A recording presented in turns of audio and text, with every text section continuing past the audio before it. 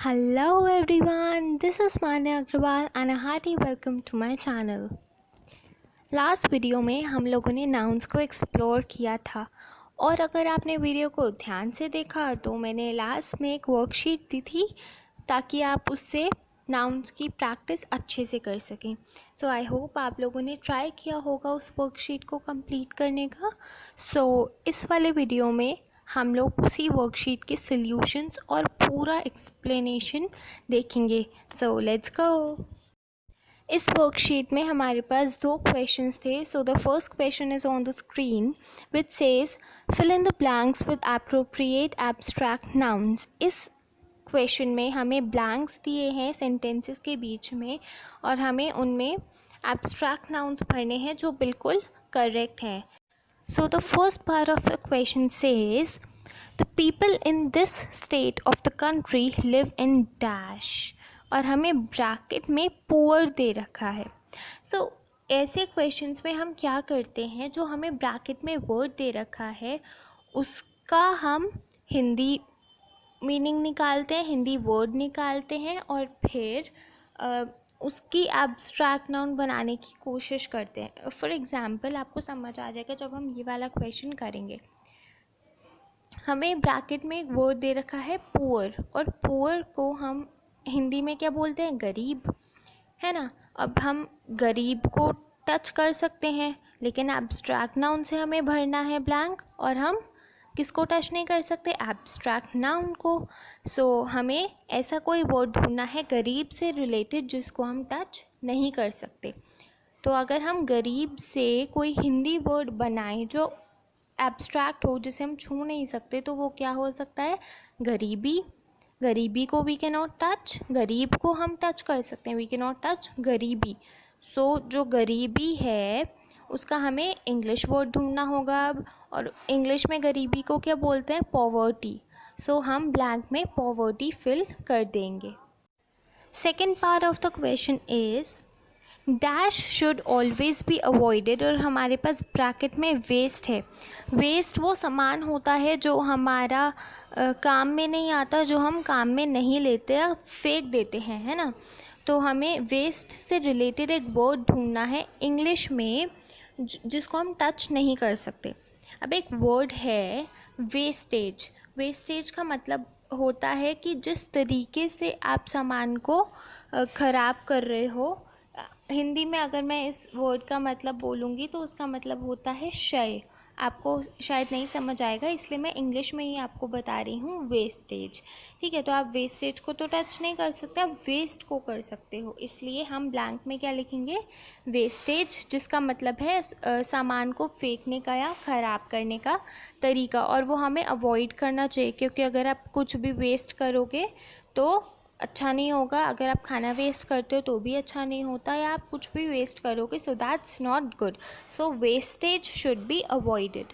Third part of the question is always speak the dash और bracket में हमें क्या दिया हुआ है, ट्रू। ट्रू मतलब जो सच होता है, ट्रू से रिलेटेड हमें एक वर्ड ढूंढना है। सच का एब्स्ट्रैक्ट नाउन क्या होगा, जैसे हम छू नहीं सकते, सच्चाई, और सच्चाई को हम इंग्लिश में क्या बोलते हैं, ट्रुथ। तो हम ब्लैंक में क्या लिखेंगे, truth. The fourth part of the question is I respected dash my friend showed और ब्रैकेट में हमें क्या दिया है, ऑनेस्ट। ऑनेस्ट मतलब ईमानदार। अब आप जो इंसान ईमानदार होगा, you can touch that person, लेकिन ईमानदार का हमें एब्स्ट्रैक्ट नाउन देखना है। तो पहले हम हिंदी में देख लेते हैं क्या होगा, ईमानदारी। आप किसी इंसान जो ईमानदार है उसको तो छू सकते हो लेकिन आप उसकी ईमानदारी को नहीं छू सकते, है ना। तो ईमानदारी को हम इंग्लिश में क्या बोलते हैं, ऑनेस्टी। तो हम ब्लैंक में क्या लिखेंगे, ऑनेस्टी।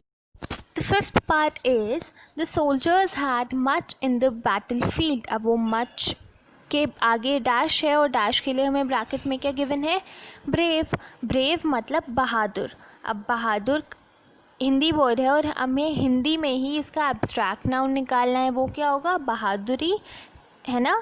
और बहादुरी को इंग्लिश में क्या बोलते हैं, ब्रेवरी। तो हम मच के आगे जो ब्लैंक है उसमें क्या लिखेंगे, ब्रेवरी। फिर क्या हो जाएगा, the soldiers had much bravery in the field. The sixth part of the question is there was a lot of dash और ब्रैकेट में हमें गिवन है excite when our team won the match. excite मतलब होता है जोश. House the जोश? Hi sir. तो आपको यहाँ पर क्या बोलना है? हाउस द जोश? Hi ma'am. ठीक है. सो ये तो मजाक की बात थी, लेकिन एक्साइट का मतलब होता है जोश. तो हमें जोश के लिए एक क्या करना है? हिंदी वर्ड निकालना है जो एब्स्ट्रैक्ट नाउन होगा. तो यहाँ पर जोश के लिए जब हम हिंदी वर्ड निकालते हैं जो एब्स्ट्रैक्ट नाउन होगा वो होता है जोश खरोश. हम हिंदी में उसको बोलते हैं. तो अब हम एक्साइट के लिए इंग्लिश में एब्स्ट्रैक्ट नाउन अगर हम निकालेंगे तो क्या होगा? एक्साइटमेंट. तो हम ब्लैंक में एक्साइटमेंट फिल करेंगे. Okay. The seventh one is Tanu needed her parents dash bracket में permit to leave the house. अब इसमें आप देखो पेरेंट्स कैसे लिखा हुआ है.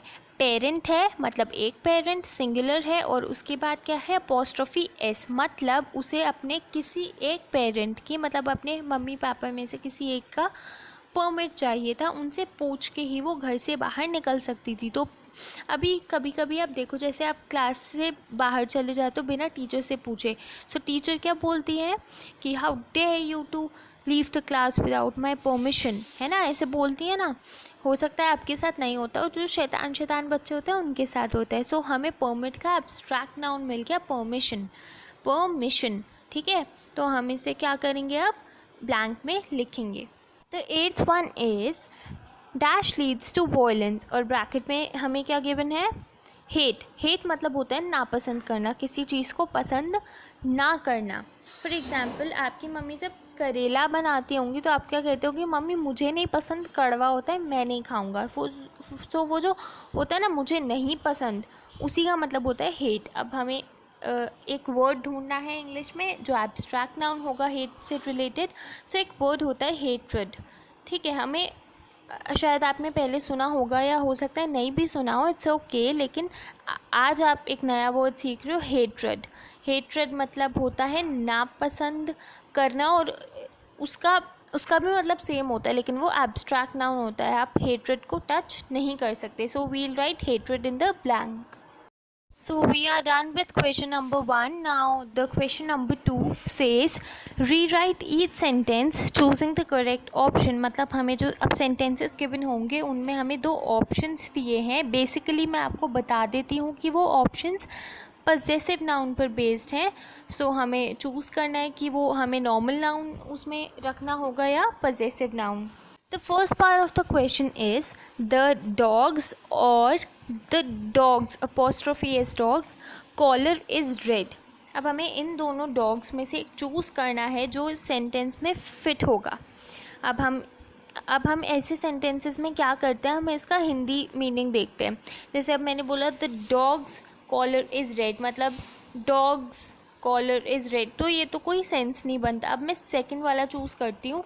अपोस्ट्रोफी एस लग गया मतलब डॉग का के की लग जाएगा.